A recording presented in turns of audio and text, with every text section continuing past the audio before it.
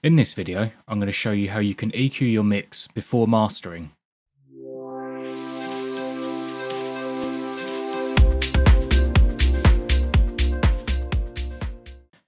Okay, so in my last video, I referenced how you can use pink noise to balance out your whole mix, and you can get that video by clicking on that link above, and I'll put it in the description below. So you want to do that before you start this section. And as you can see on my mixer, I've got everything leveled out and basically at a 0 point in volume. So now that everything is level. So what I'm going to do now is I'm going to show you how you can EQ your mix so that there are no frequencies clashing and everything has their own set place in an EQ band. Okay, so for step one, first of all, tidy everything up. As you can see in my mixer, I like to have things color coded and just get everything looking nice so it's easier for yourself visually so you can see what's actually going on. So as you can see, I've put the lead, the pad, the ARP and the bass line. They're all synths, so I've put them all in green, the drums in blue, the kick in red, which is very important, and the effects and sweeps as a sort of a darker colour, just because I know that that's going to be sort of a background noise. So I've changed the colour to reference that. Okay, so now step two. What you want to do is order everything in importance. So I always go from left to right, and what I mean by that is how they're going to sit in the mix. What do you want up front, and what sounds do you want further back in your mix? So as you can see, I've ordered everything out the way I like it in order of importance. So I normally go for the kick, bass line, lead, and then the drums, and then the pad, and then the ARP, and then the effects sweeps and all the other sort of stuff. That's going to be in the background, so I've put that on the far right. I've also reordered my playlist, so that's in the same order, like so. And now we can move on to adding an EQ to everything. Okay, so now what you want to do is put an EQ on every single mixer track.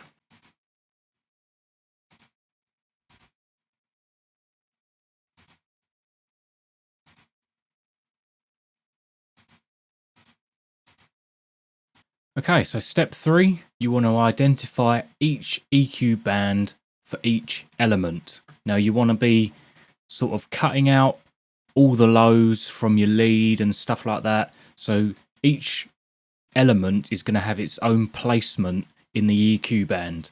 This is going to save a lot of time in the mastering because you're not going to be having so many frequencies clashing at one time. So if you do this now, you're going to save a lot of time in the mastering process. So what I like to do first is isolate each one on each element. So I'm going to start with the kick. Now the kick can have a low end and a high end for that little click at the end. So what I like to do with the kick is just cut out most of the frequencies in the mid section. So from the low mid right up to the treble, I cut pretty much most of that out. And what I'm going to do now is I'm going to mute everything else and then work my way from left to right.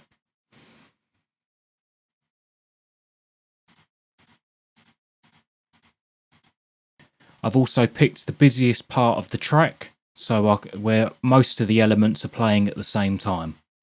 So I'm just going to loop it in that section and then start bringing in each element and start isolating them in the EQ.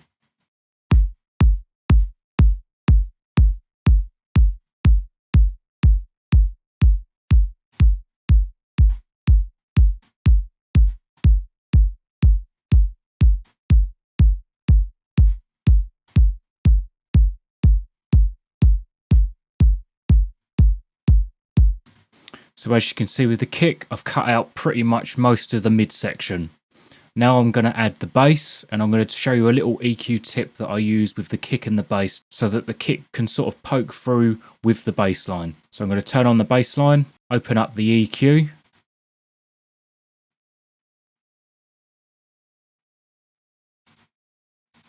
And then I'm going to detach that by going to this little marker down here.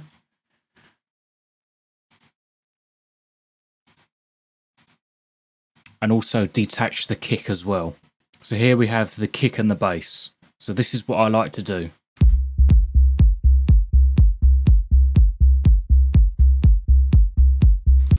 So the punch of the kick is going to be about 100 hertz, so I like to boost that about 3 dB.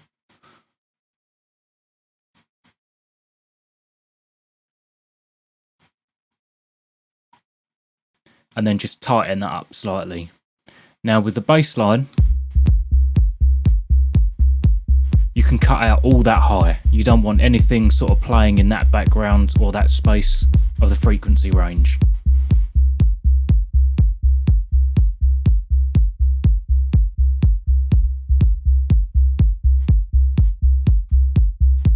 And then in the 100 hertz, just make a small little bell curve like you have on the kick.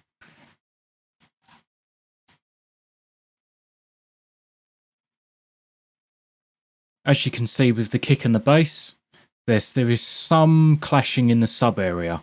So I've boosted that 100 hertz on the kick. So now I've reduced the 3 dB that I've added onto the kick from the sub, and now I'm just going to sweep that until I find that right frequency. As you can see, it's going to be somewhere about the 70 hertz. So let's just sweep that.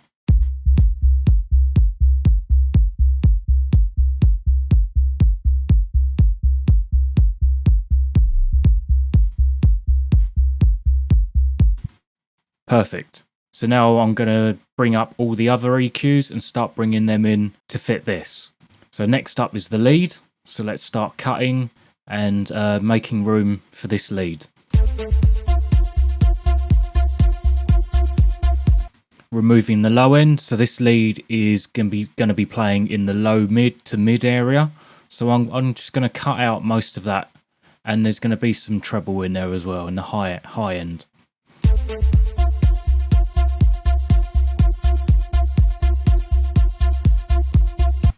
You want to be careful not to take out too much of the low end, making it sound your lead sounding too thin. Getting that nice low end, low mid on your lead definitely gives it a bit more body.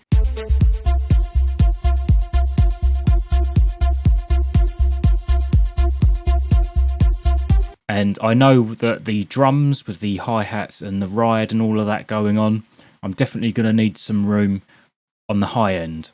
So I'm just going to make some cuts there.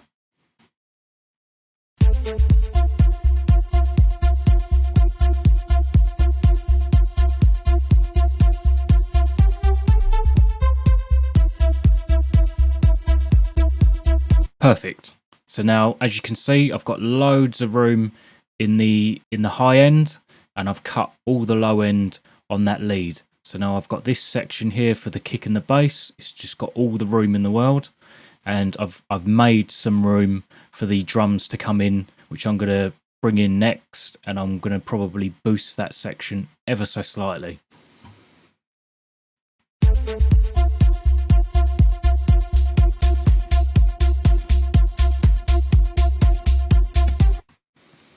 So there's quite a lot of low end in the drums, so I'm going to cut that low end, but not too much so it sounds too thin. And with the hi-hats, I think it sounds quite nice, so I'm going to I might boost it in the high mid.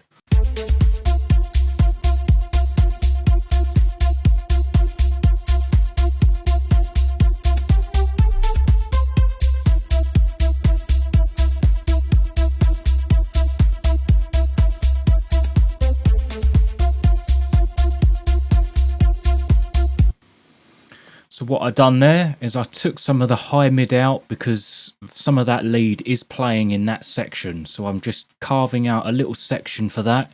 But where I decreased the high end on that lead, I also boosted ever so slightly in the treble section just to help the drums poke through a little bit more.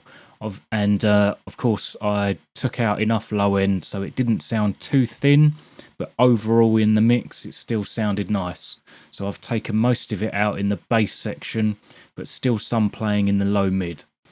So next is the pad, and the pad's going to be playing in the high mid area. So and the mid section. So I'm going to take out of course the low end. And do some cutting in the mid section and in the high section, because in the treble section, because that's where ultimately I want the drums to be playing. So Let's start cutting away some of the low end and cutting around some of the mid section.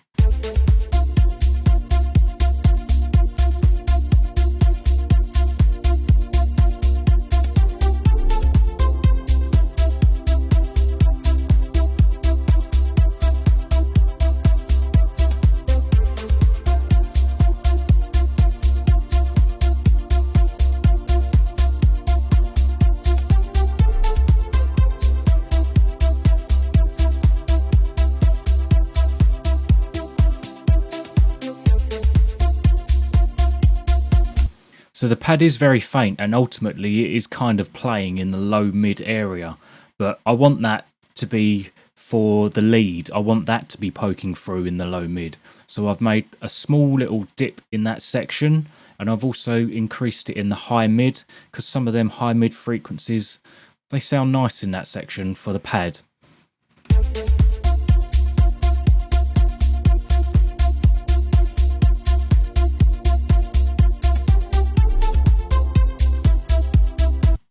So now we're moving on to the ARP, and I'm going to be cutting out some of the low end, and I know that it's going to be playing in the sort of low mid area, and the pad's going to be playing in the high mid area.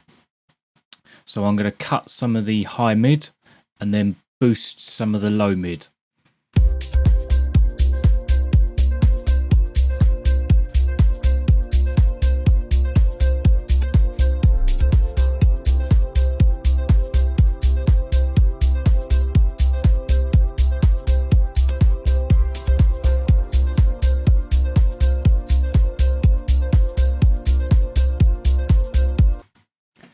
And there we go. I think that sounds perfect, to be honest. It's nice and nicely sitting in the low mid area, and I've cut slightly in the high mid area just so that the pad can sort of poke through at that point as well. Now finally moving on to the sweeps and effects. This really is sort of like background noise for me, so I'm going to be cutting out a lot of the low end of that and just having it play right up in that high treble area. So let's play it, and let's just sort of identify where it's going to be playing.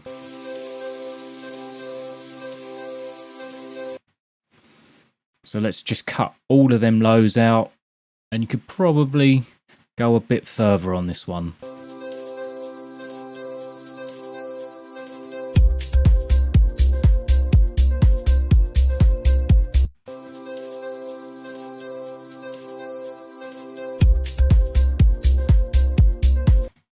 So I haven't cut out too many of the low end, too much of the low end on that, so it doesn't sound so thin and tinny. But I've cut out a majority of it, and it just sort of sits where the drums would be. And in the project, I remember actually cutting out some of the highs on the drums, so now that replaces it and works perfectly.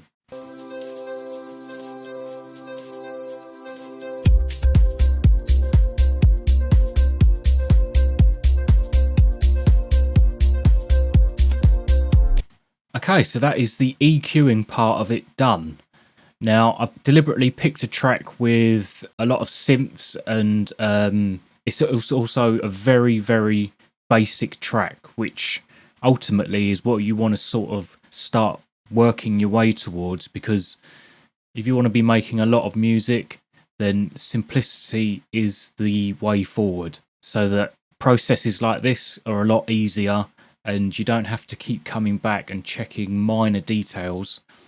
Putting everything and condensing it down to what I have here, 7 mixer tracks, just makes the workflow so much easier. If you like this video, please leave a like and subscribe and hit that notification bell so you can see more of my videos, and I'll see you for the next one.